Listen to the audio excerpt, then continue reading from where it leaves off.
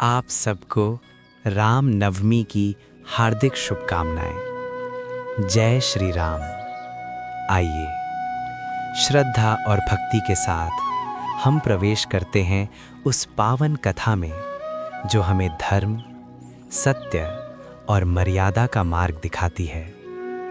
ये कथा है भगवान राम की, मर्यादा पुरुषोत्तम, जिनका जीवन हर युग के लिए एक आदर्श है।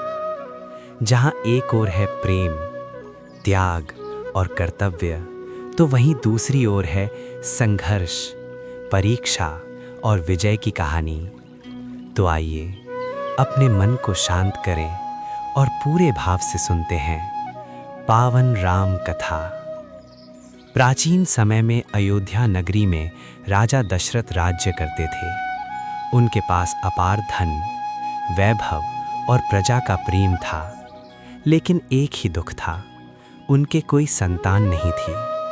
राजा दशरथ ने अपनी इस चिंता को दूर करने के लिए महान ऋषि वशिष्ठ से सलाह ली।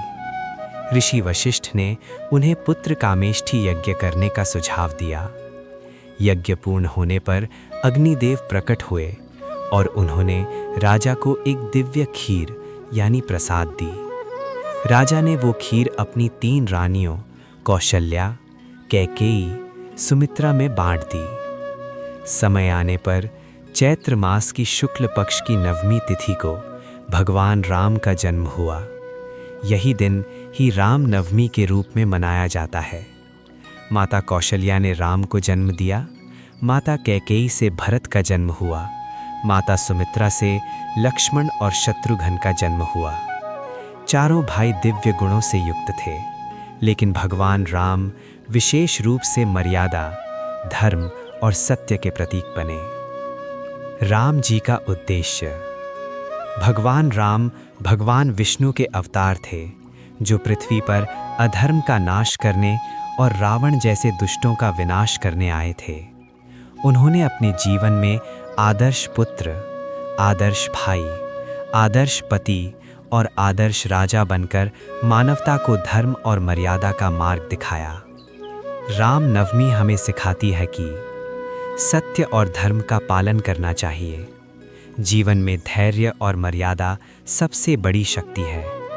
भगवान हमेशा अपने भक्तों की रक्षा करते हैं। राम का नाम जीवन का आधार है।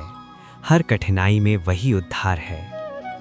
तुलसीदास जी राम नाम की महिमा के लिए कहते हैं, राम नाम मणिदीप धरु जीह देहरी द्वार, तुलसी भीतर बाहिर हो जो चाहसी उजियार। अर्थ है, अपने मुख के द्वार पर राम नाम का दीपक जलाओ। इससे भीतर और बाहर दोनों जगह प्रकाश होगा। भगवान राम जी के स्वभाव पर 2 पंक्तियां कही गई हैं। सिया राम मैं सब जग जानी, करहु प्रणाम जोरी जुग पानी।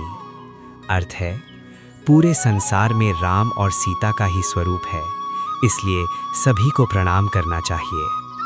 मर्यादा पुरुषोत्तम भगवान राम की कृपा आप पर बनी रहे। उनका आदर्श जीवन हमें सिखाता है, धर्म, सत्य और प्रेम ही सबसे बड़ा मार्ग है। राम नाम में इतनी शक्ति है जो हर दुख को सुख में बदल देती है। राजा रामचंद्र की जय।